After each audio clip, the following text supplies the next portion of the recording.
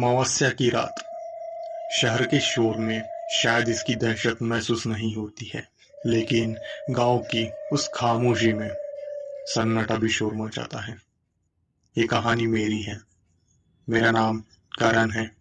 ये किस्सा जब मेरे साथ हुआ था, उस वक्त मेरी उम्र तकरीबन 16 से 17 साल रही होंगी। जब मैं अपने दादी के घर गया था।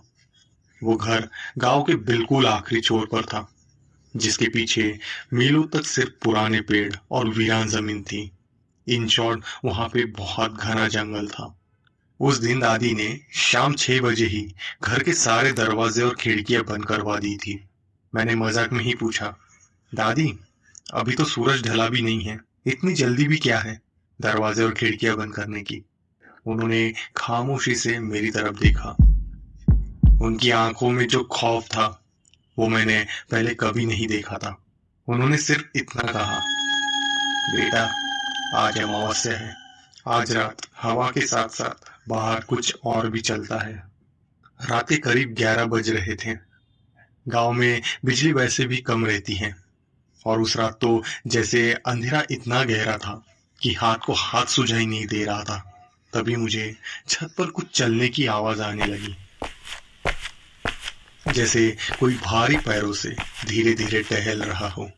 मुझे उस वक्त लगा शायद कोई बिल्ली होगी, क्योंकि मैं इन बातों पे विश्वास नहीं करता था। इन भूत प्रेतों की, अमावस्या पूर्णिमा की बातों पर मैं विश्वास नहीं करता था। फिर आवाज अचानक बदल गई। अब वो आवाज चलने की नहीं, बल्कि कुछ खुरचने की थी, जैसे कोई दीवार पर नाखून मार रहा हो। मेरी जिज्ञासा डर पर भारी पड़ गई। मैंने कमरे की खिड़की का एक छोटा सा कोना खोला। बाहर चांद का नामो निशान नहीं था, लेकिन उस अंधेरे में भी मुझे कुछ दिखाई दे रहा था। आंगन में लगे उस पुराने कुएं के पास एक काली आकृति खड़ी थी। कम से कम 6-7 फीट उसकी हाइट रही होगी। उसका शरीर इंसानी था, लेकिन गर्दन अजीब तरह से एक तरफ झुका हुआ था। वो हिल नहीं रहा था, बस अंधेरे में टकटकी लगाए घर की तरफ देख रहा था, जहां मैं रहता था। तभी अचानक गांव के सारे कुत्ते एक साथ रोने लगे, और वो भौंक रहे थे।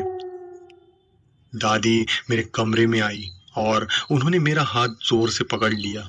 उन्होंने फुसफुसाते हुए कहा, बाहर मत देखना, कुछ भी हो जाए वो तुम्हें बुलाने की कोशिश करेंगे। तभी घर के मेन दरवाजे पर जोर जोर से दस्तक होने लगी, और फिर एक आवाज आई।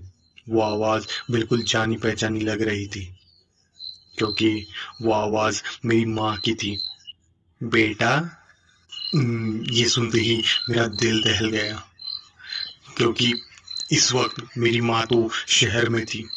अमावस्या की रात ये रूहें सिर्फ डराती नहीं है, बल्कि ये आपका अपनों का रूप लेकर आपको जाल में फंसाती हैं। पूरी रात हम उस कमरे में डर कर बैठे रहे। बाहर से कभी पायल की आवाज आती थी, तो कभी किसी के जोर जोर से हंसने की। ऐसा लग रहा था जैसे घर के बाहर कोई मेला लगा हो, लेकिन वो इंसानों का मेला नहीं, बल्कि भूत प्रेतों का मेला लग रहा था। हम कुछ देर वैसे ही बैठे रहे, और धीरे धीरे सुबह होने लगी। जब सुबह सूरज की पहली किरण दिखी, तब जाकर वो आवाजें बंद हुई। मैं हिम्मत करके बाहर निकला। कुएं के पास की जमीन पर अजीब से पैरों के निशान थे। ऐसा लग रहा था कोई कंकाल यहाँ पे खड़ा था। वो पैर सीधे नहीं, बल्कि पीछे की तरफ मुड़े हुए थे, और घर की लकड़ी के दरवाजे पर गहरे नाखूनों के निशान थे, जैसे कोई अंदर घुसने की पूरी रात कोशिश करता रहा हो। उस दिन के बाद मैंने कभी अमावस्या को हल्के में नहीं लिया। लोग अक्सर कहते हैं कि इस रात को बुरी शक्तियां सबसे ज्यादा ताकतवर होती हैं, क्योंकि उन्हें टोकने वाला कोई नहीं होता। तो अगर आप भी किसी गांव में हैं और उस वक्त अमावस्या की रात है, तो चाहे कोई भी पुकारे, खिड़की मत खोलना, क्योंकि वो साया शायद अभी भी बाहर खड़ा आपका इंतजार कर रहा हो। तो कैसे लगी ये कहानी? आई होप आपको अच्छी लगी होगी। वीडियो आपको अच्छी लगी होगी तो वीडियो को एक लाइक करो और चैनल पे नए हो तो सब्सक्राइब करो।